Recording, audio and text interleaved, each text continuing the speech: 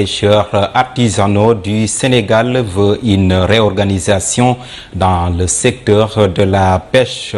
En assemblée générale ce dimanche, les acteurs de cette activité dénoncent avec énergie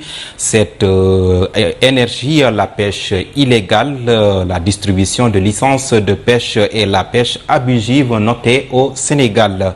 Ces derniers veulent l'implication des autorités étatiques dans la gestion des ressources halieutiques du Sénégal afin que les pêcheurs bénéficient d'une bonne activité maritime.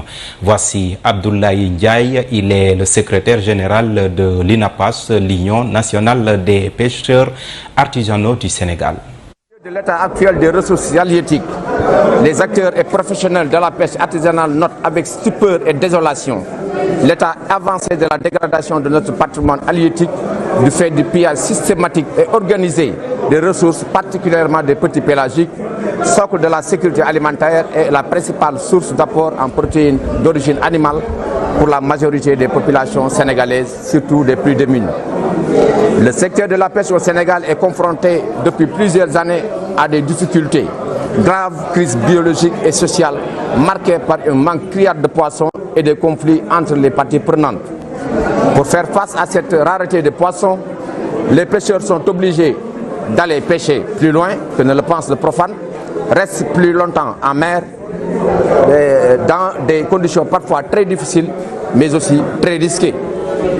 Hormis les effets des changements climatiques qui nécessitent un plan de résilience pour faire face à ces difficultés de façon efficiente, cette situation de crise découle pour l'essentiel d'une mauvaise gouvernance de pêche ponctuée par une très faible application de la loi en vigueur par le ministère des Pêches et de l'économie maritime et ou autres structures qui ne militent pas en faveur de la durabilité et de la contribution efficace dans le cadre d'une expiration légitime et légale des acteurs de la pêche artisanale qui cherchent désespérément à vivre dignement des fruits de leur dur labeur. Le rapport des chercheurs avait poussé l'État à prendre des mesures, notamment la signature des accords de pêche permettant aux pêcheurs sénégalais d'opérer en Mauritanie ou en Guinée-Bissau, ou bien de la mise en place de la cogestion des pêcheries artisanales et le gel de l'immatriculation des pirogues, etc. Nous restons avec les pêcheurs.